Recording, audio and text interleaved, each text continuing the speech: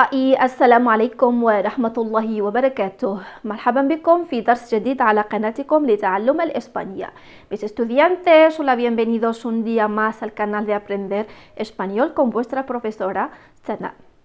درس اليوم إن شاء الله اخترت لكم درس سيكون عبارة عن محادثة بين الطبيب وبين المريض، بما أننا في فصل الخريف والتغيرات المناخية التي تحدث خلالها عادة ما نمرض ونضطر إلى أن نذهب إلى الطبيب. وبما أن العديد من الأشخاص لا يجيدون التحدث بالإسبانية ويضطرون لأن ليصطحبوا معهم شخصا ما إلى الطبيب، إن شاء الله من خلال هذا الدرس ستستطيع أن تستغني عن ذاك الشخص المرافق وتذهب بمفردك إلى الطبيب. إذن أصدقائي، فلنبدأ على بركة الله. إذن الحوار كالعادة هنا كتبته لكم باللغة العربية، وسنقوم سوية بتحويله من العربية إلى الإسبانية بطريقة ولا أسهل. بسم الله على بركة الله.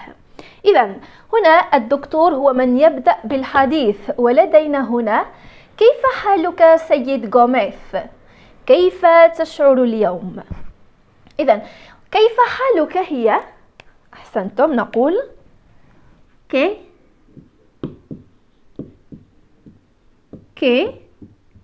¿Qué tal؟ عفوا، هذا سؤال. pues ¿qué tal؟ هنا لدينا السيد غوميز، نقول ¿Qué tal señor Gómez؟ ¿Qué tal señor Gómez؟ كيف تشعر اليوم؟ كيف تشعر اليوم؟ نقول بالإسبانية ¿Cómo te sientes hoy؟ ¿Cómo te sientes hoy؟ ولكن أصدقائي، هنا لدينا حوار مع الدكتور، سوف لن نتحدث بصيغة المخاطب tú. هنا لدينا te sientes hablando con tú, pero aquí vamos a hablar con usted y no con tú. por eso لهذا لن نقول como te sientes، سوف سنتحدث مع usted ونقول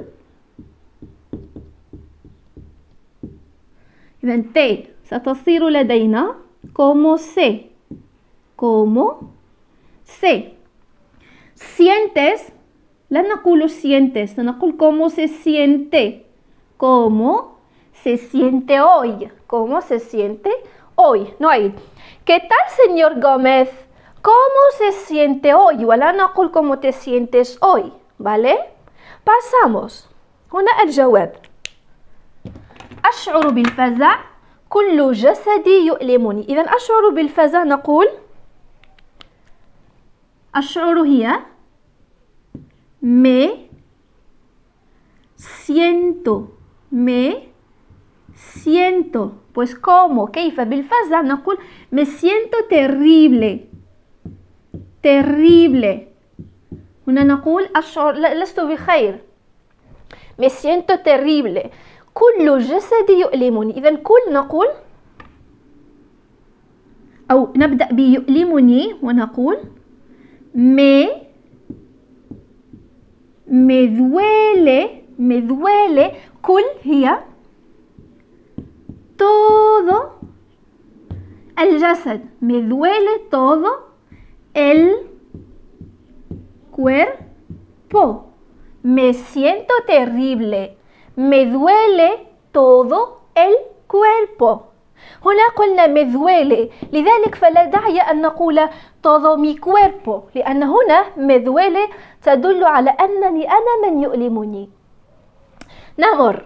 إذن هنا الدكتور يسأل: ما الذي يؤلمك بالضبط؟ إذن ما الذي نقول ¿Qué؟ ما الذي يؤلمك؟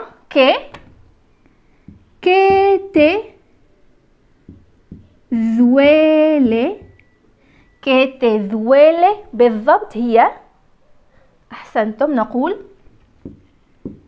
exactamente. إذن que te duele exactamente. نفس الشيء هنا te duele يؤلمك. نتحدث مع الضمير أنت المخاطب tú. Pero aquí seguimos hablando con usted. ولا نقول te duele سوف نقول le. إذن الدكتور لن يقول لك que te duele. سيقول لك que le duele. Que le duele. Pues ¿qué le duele exactamente? لاحظوا معي هنا الجواب. Entonces يؤلمني نقول أحسنتم. إذن me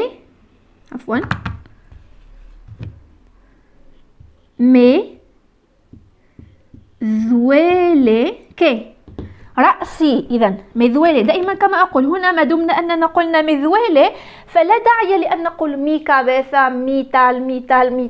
دائما هنا تكفي أن نقول me duele. Pues me duele que la cabeza, la cintura es esta parte هذا الجزء la cintura. ¿Qué más? الساقين أو الساقين نقول las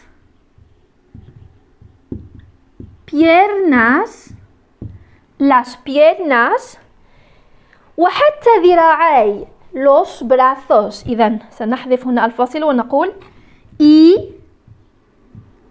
hasta los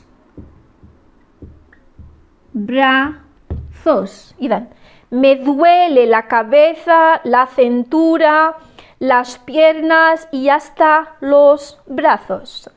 إذن نمر. هنا يعود الدكتور ويتحدث. أعتقد أن نزلة برد جيدة بدأت.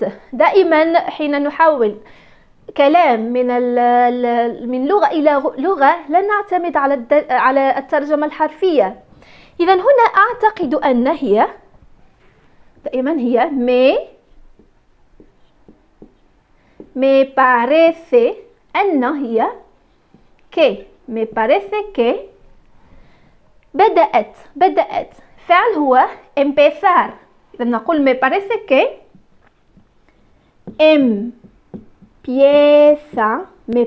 que empieza نزلة برد هو resfriado, ¿vale?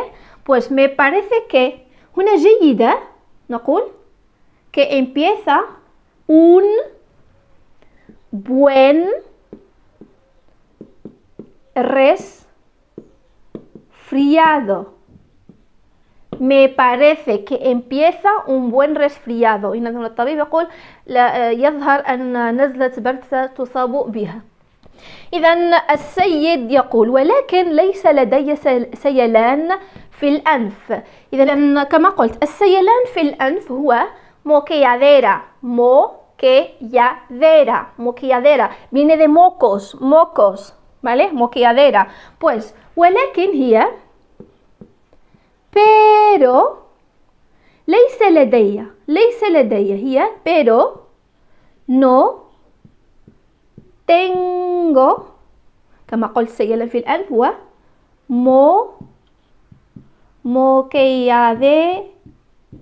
moqueadera. Pero no tengo moqueadera. الدكتور يجيب ويقول انتظر هي. إذن انتظر هي espera. حتى الغد نقول hasta mañana أو a mañana. إذن espera a mañana وسترى y ya verás. كما قلنا منذ البداية أن الدكتور حين يتحدث أو نحن نتحدث مع الدكتور لا نخاطب بصيغة المخاطب أنت تو ولكن نتحدث بصيغة أستاذ. هنا espera لا نقول espera لأحد يكون أستاذ نقول espere.